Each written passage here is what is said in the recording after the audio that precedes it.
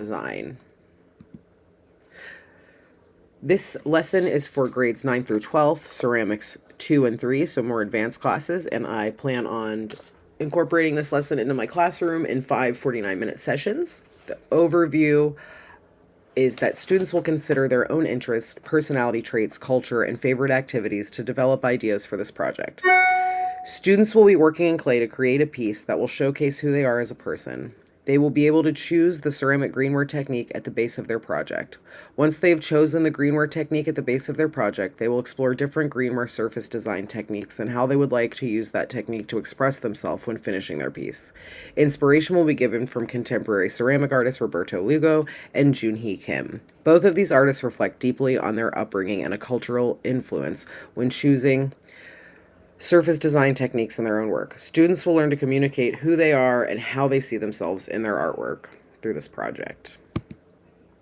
Some of the enduring ideas and essential questions that I'll be asking the students are: how do the arts reflect values and culture? What do you think about these contemporary ceramic artists?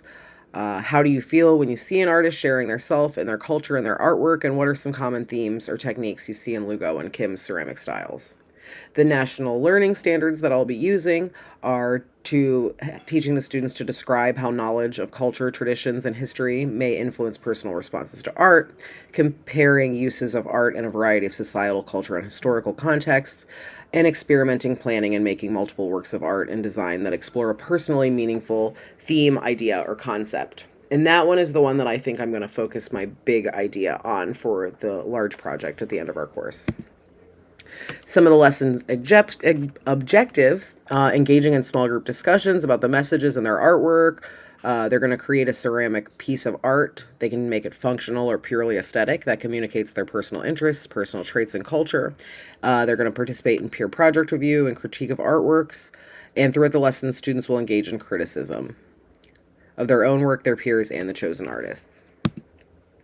These are some of the tools and materials the students will need, and also the tools that the teacher will need. This will be my introduction to the lesson, so I will show the students about the contemporary artists Roberto Lugo and Junhee Kim, and some of their artworks and the reasoning behind their artwork, and how their culture and life experiences have influenced their artwork and surface design. These are the different days and procedures that will be happening each day, starting with the introductory lesson and breaking the class into small groups, teaching them about different greenware surface design techniques so they know what to expect.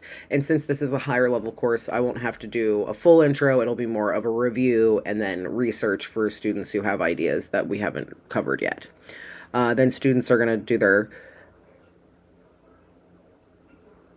thumbnails here. We have an example from one of my students from a lesson that I was doing recently.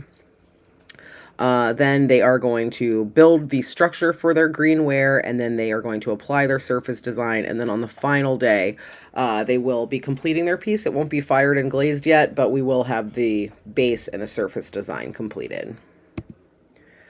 For distribution and cleanup, most of my students in the classroom already have their tools that they were given at the beginning of the year, and they do follow studio procedures for cleanup.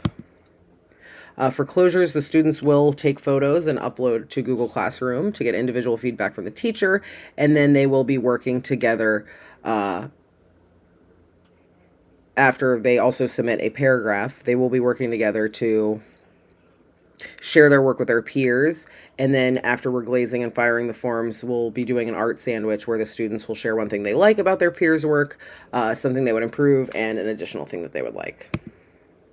This is the visual art rubric I use in my classroom. I did get it from Canva, so I do have the reference right there. And I do constantly remind my students in the classroom that I will be grading them on creativity, craftsmanship, focus, and criteria, so that they need to pay attention to those things and double check the rubric before turning in their work. Here is some information about one of the artists, Junhee Kim. And she's a Korean-Canadian artist who studied in London, so she has a lot of different cultural influence in her work, which you can tell by the kind of quilted pattern on her pieces. Another artist, the second artist that we will be exploring in my classroom, is Roberto Lugo, who has a lot of hip-hop culture inspiration in his work, and you can really see that in some of his pieces. Both of them, like I said, are inspired by their culture, and then here is my reference slide.